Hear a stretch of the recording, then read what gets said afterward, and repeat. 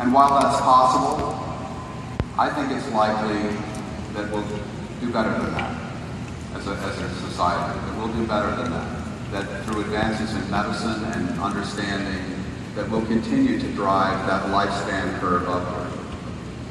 But if we are getting there primarily through uses of things like medicine, obviously, there's a health span gap, right? We're not getting there healthy, we're getting there medicated. And so that gap, which is already sizable, could get even larger. And we don't want that, do we? So what could we do? What are the options? How might we have the ability to close the gap between health span and lifespan rather than see it continue to widen? Do we have options?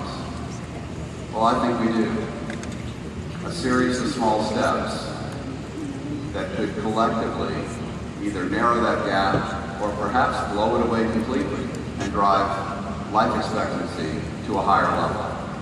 And so I have my own list of ideas. And you've heard a lot of these before, because these are Shackley ideas, for the most part. Poor nutrition. We know that people around the world have nutrient gaps that are contributing to decline of wellness, and we can address that. Helping people achieve a healthy weight, helping make sure that every child gets off to a good start because the mother had good nutrition and the child starts with good nutrition. Our targeted solutions, healthy home, and then the behaviors, exercise, stopping smoking, better diagnostics. We don't sell these things, but the Shackley lifestyle embraces them, embraces health and wellness. We support each other, both through the Shackley products and this outlook on life, on this approach to living healthy. So collectively, I think we have an incredible power to make a difference. And we have a reason to believe, don't we? Because, for one thing, there's a landmark study.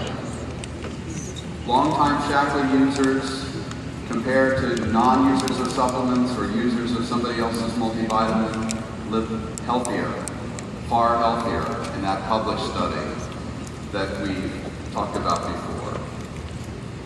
It's a great example of how putting yourself on a different trajectory, making this lifestyle your lifestyle, can give you a better health span.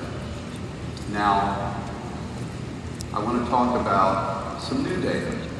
And why am I showing you a picture of a comet? Well, it's there to remind me that we have other reasons to believe we can influence health span. A comet, as you know, has a head, like a dirty snowball, and particularly as it gets closer to the sun, the solar wind creates a tail.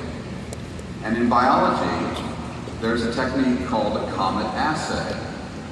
And in the comet assay, you are looking at whether the DNA is intact or has been degraded by some challenge. And so we found a lab in Georgia, and we asked them to use a comet assay to see if Vivix could protect cells from DNA damage. And what did we find? Let me start with the control and a little description of the study itself.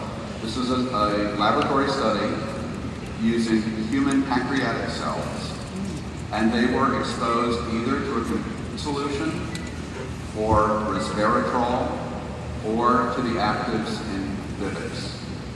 And after that period of exposure, all the treatments were washed away from the cells, and the cells were exposed to an oxidative stress challenge for just a few minutes. And then the laboratory looked to see what had happened to the DNA. And I hope you can see in the control, there's a faint head to the comet, and there's a very diffuse tail, a large and diffuse tail. So this is what a comet assay looks like if the DNA has been damaged. There's very little intact DNA, there's a lot of damaged DNA. So what do you suppose happened when we put in resveratrol? Well, that looks a little better, doesn't it? There's now a clear head, larger, brighter head. There's still a tail, there's still DNA damage, but it's certainly a better picture than the control. You can now clearly see that head. So what do you suppose happened when we said, what's physics do? Same level of